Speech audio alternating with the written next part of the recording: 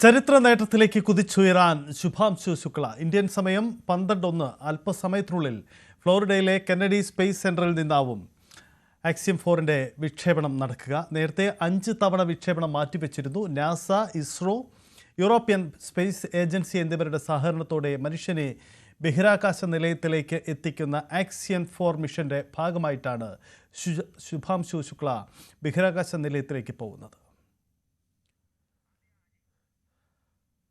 അജയ് സുധാ ബിജു ചേരുന്നു.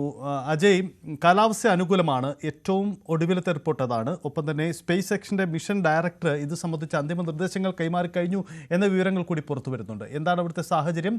എല്ലാം അനുകൂലമല്ലേ? തീർച്ചയായിട്ടും ശുഭകരം തന്നെയാണ് സാഹചര്യം സജിത്ത്. ഇതുവരെയുള്ള എല്ലാ പരിശോധനകളും എല്ലാം പൂർത്തിയാക്കി ഇപ്പോൾ ഡ്രാഗൺ പേടകം പൂർണ്ണമായി അടച്ചു കഴിഞ്ഞു. എല്ലാ 4 ബഹിരാകാശ സഞ്ചാരികളും ഇപ്പോൾ പേടകത്തിന് അകത്താണ്. അധികം വൈകാതെ ഇപ്പോൾ 12:01 തന്നെ, ഇനി ഏതാനും മിനിറ്റുകൾ മാത്രമേ ബാക്കിയുള്ളൂ. കൃത്യം 12:01 തന്നെ പേടകം യാത്ര തിരിക്കും എന്ന് തന്നെയാണ് നമുക്ക് അറിയിപ്പ് ലഭിച്ചിട്ടുള്ളത്. സ്പേസ് എക്സിൻ്റെ ഒരു എക്സ് അക്കൗണ്ട് വഴി ഒരു പോസ്റ്റ് വന്നിരുന്നു. അതുവഴി അവർ അറിയിച്ചിട്ടുള്ളത് ഇതുവരെ കാലാവസ്ഥ അനുകൂലമാണ്, 90% ക്ലൈമറ്റ് ഫേവറബിൾ ആണ് എന്നാണ് അവർ അറിയിച്ചിട്ടുള്ളത്. മറ്റു കാര്യങ്ങളും എല്ലാം പൂർത്തിയായി. ഇതിനോടകം തന്നെ ഇപ്പോൾ സ്പേസ് എക്സിൻ്റെയും അതുപോലെ തന്നെ ആക്സിയം സ്പേസിൻ്റെയും എല്ലാം യൂട്യൂബും പിന്നെ അതുപോലെ തന്നെ എക്സ് അക്കൗണ്ടുകൾ വഴിയെല്ലാം അവർ ഇതിൻ്റെ ഈ വിക്ഷേപണത്തിൻ്റെ ലൈവ് സ്ട്രീമിംഗ് ആരംഭിച്ചു കഴിഞ്ഞു. അപ്പോൾ ഇതെല്ലാം നമുക്ക് സാമൂഹിക മാധ്യമങ്ങൾ വഴി തത്സമയം കാണാവുന്നതാണ്. ഇപ്പോൾ നിലവിൽ എല്ലാ ബഹിരാകാശ സഞ്ചാരികളും പേടകത്തിനകത്ത് തന്നെയാണ്. വിക്ഷേപണം ഏതാനും മിനിറ്റുകൾക്കകം തന്നെ നടക്കും. തീർച്ചയായിട്ടും ഒരു ചരിത്രപരമായിട്ടുള്ള, ഇനിയൊരു 10 മിനിറ്റിൽ താഴെ മാത്രമേ ഉള്ളൂ വിക്ഷേപണം നടക്കാനായിട്ട്.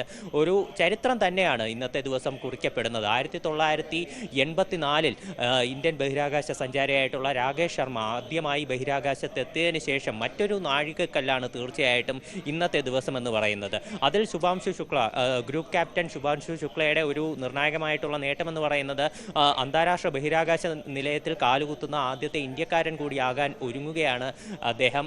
ഒരു അൺഒഫീഷ്യലായി മിഷൻ ആകാശ് ഗംഗ എന്നുള്ള പേരിലും ഈ ആക്സിയം 4 മിഷൻ അറിയപ്പെടുന്നുണ്ട്.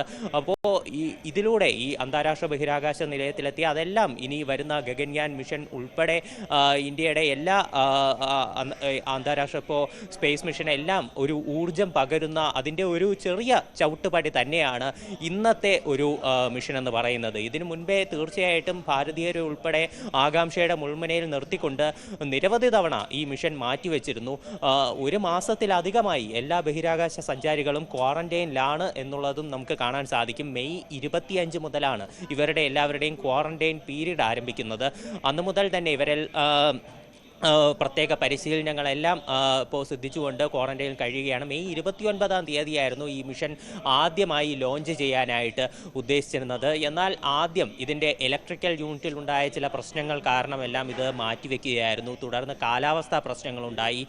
ഇത് അവിടെ നിന്ന് മാറ്റിവെച്ച് പിന്നെ ജൂൺ 8, 9, 10, 11 തുടർന്ന് അങ്ങനെ പല തീയതികളിൽ ഇത് മാറ്റിവെക്കുകയുണ്ടായി. ജൂൺ 22 അവസാനമായി ഇതിൻ്റെ ലോഞ്ചിങ്ങിനായി നിശ്ചയിച്ചിരുന്ന തീയതി. എന്നാൽ അന്നും നിരവധി പ്രശ്നങ്ങൾ കാരണം മാറ്റിവെച്ചു. ഓക്സിജൻ ചോർച്ച ഉൾപ്പെടെ ഉണ്ടായി. അതുപോലെ തന്നെ ISS യൂണിറ്റിലുണ്ടായ പ്രശ്നങ്ങൾ തുടങ്ങി പല കാര്യങ്ങളും ഈ മിഷനെ ഗുരുതരമായി തന്നെ ഇത് ബാധിച്ചു. എന്നാൽ ഇപ്പോൾ എല്ലാ തരത്തിലുള്ള എല്ലാ പരീക്ഷണങ്ങളും എല്ലാം പൂർത്തിയായി.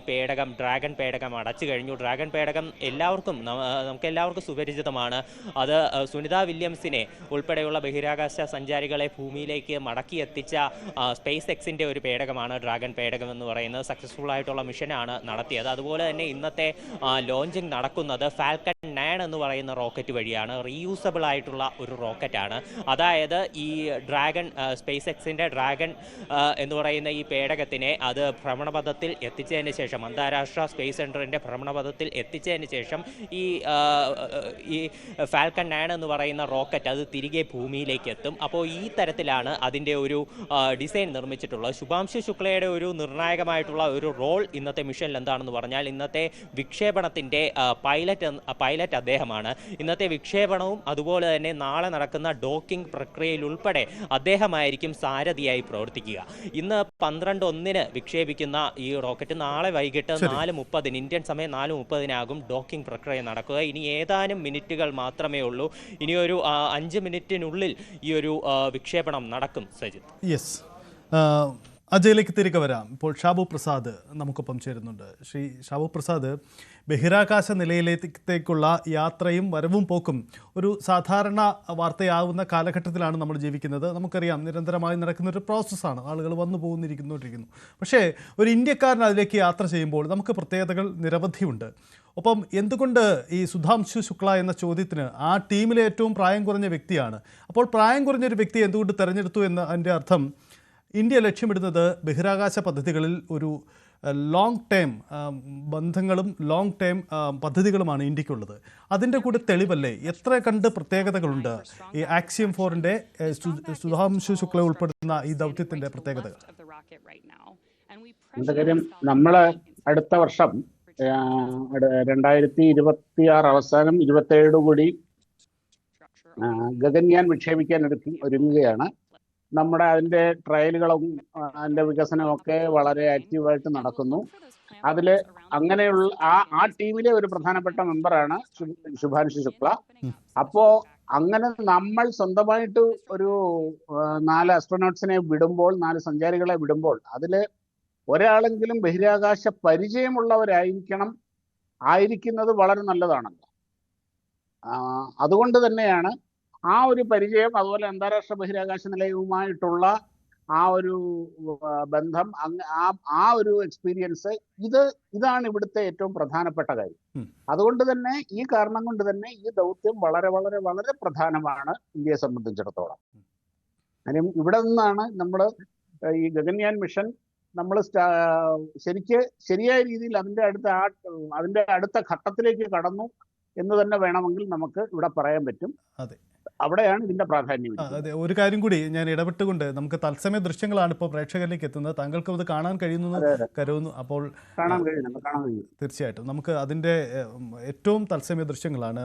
എന്തുകൊണ്ട് ഒരുപക്ഷെ ഈ രാകേഷ് ശർമ്മയ്ക്ക് ശേഷം ശുഭാംശു ശുക്ല വരുമ്പോൾ ഒരു വലിയ ലോങ് ഗ്യാപ്പാണ്. അതിനുശേഷമാണ് നമ്മൾ ഈ തരത്തിൽ ഒരു ബഹിരാകാശ പരീക്ഷണത്തിലേക്ക് വരുന്നത്. എന്തുകൊണ്ട് ഇത് വൈകി എന്ന ചോദ്യം കൂടി നമുക്കൊന്ന് പറഞ്ഞു പോകാമെന്ന് തോന്നുന്നു.